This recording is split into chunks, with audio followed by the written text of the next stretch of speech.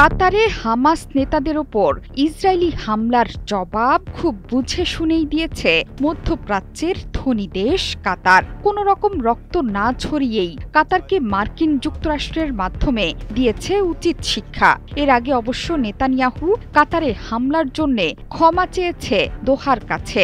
সেটিও ট্রাম্পের সামনে বসেই সরাসরি কাতারের প্রধানমন্ত্রীর কাছে ক্ষমা প্রার্থনা করেছেন নেতানিয়াহু। এরপরও কাতার যে আরও প্রতিশোধ নিতে বসে আছে সেটি ঘূর্ণাক্ষরেও টের পায়নি বেনিয়ামিন নেতানিয়াহু।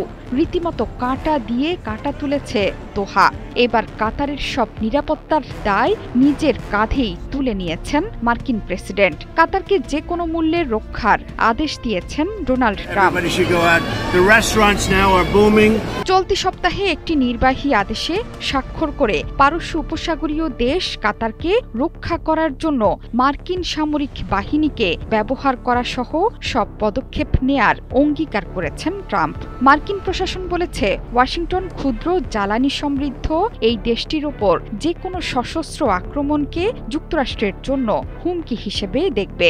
কাতার রাষ্ট্রের স্বার্থ রক্ষা এবং শান্তি ও স্থিতিশীলতা পুনরুদ্ধারের জন্য কূটনৈতিক, অর্থনৈতিক এবং প্রয়োজনে সামরিক সহ সব ব্যবস্থা গ্রহণ করবে ওয়াশিংটন।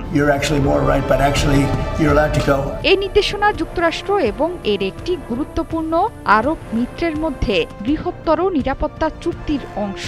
এতে ন্যাটোর প্রভাবও স্পষ্ট। কাতারের নিরাপত্তার দায় ট্রাম্প কাঁধে তুলে নেওয়ায় তোলপাড় চলছে মধ্যপ্রাচ্যে। এটি আঞ্চলিক প্রতিবেশীদের মধ্যে ঈর্ষার কারণ হবে বলে মনে করছেন বহু বিশ্লেষক। সাম্প্রতিক বছরে ফিলিস্তিন সংকটে মধ্যস্থতার ভূমিকা নিয়েছিল কাতার, কিন্তু এই ভূমিকায় কাল হলো দোহার। কাতারে ফিলিস্তিনের স্বাধীনতাকামী সংগঠনের কর্মকর্তাদের বৈঠকে বিমান হামলা চালায় বেনিয়ামিন নেতানিয়াহু। এমনকি ভবিষ্যতে শত্রুরা যেই প্রান্তেই লুকিয়ে থাকবে সেখানেই হামলার হুঁশিয়ারি দিয়ে রেখেছেন এই নেতা।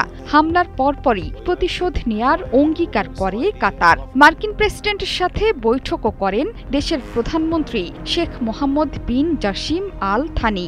এই বছরের শুরুতে ইরান ও কাতারে হামলা চালিয়েছিল।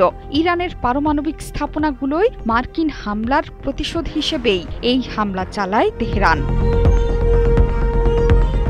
শেষ পর্যন্ত ট্রাম্পের নির্বাহী আদেশকে উষ্ণভাবে স্বাগত জানিয়েছে কাতার।